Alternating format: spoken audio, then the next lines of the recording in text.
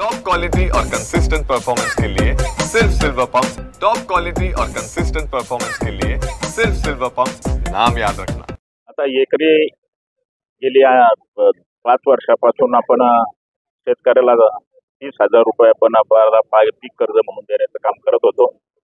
परंतु ह्या वर्षी आता आपण पाहतो का शेतकरी आपण अडचणीत आलेला नेहमीच पाहायला मिळण्याचं काम होतं.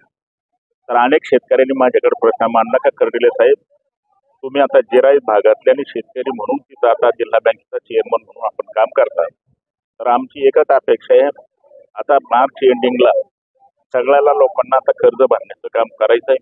परंतु काही शेतकऱ्याला एक अपेक्षा होती, राज्याचं सरकार कर्जमाफी करतील, परंतु ती कर्जमाफी काही होऊ शकली नाही.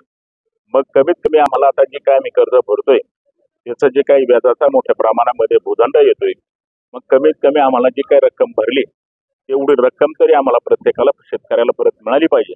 म्हणून आम्ही 10,000 रुपयाची आपण घोषणा केली आणि 10,000 रुपये आपण आता जेवढं शेतकरी कर्ज आता मार्च एंडिंगला भरतील तेवढ्यांना सुद्धा त्याचा लाभ नक्की निश्चितपणे मिळण्याचं काम होईल, एवढंच या निमित्ताने आपल्याला सांगू इच्छितो.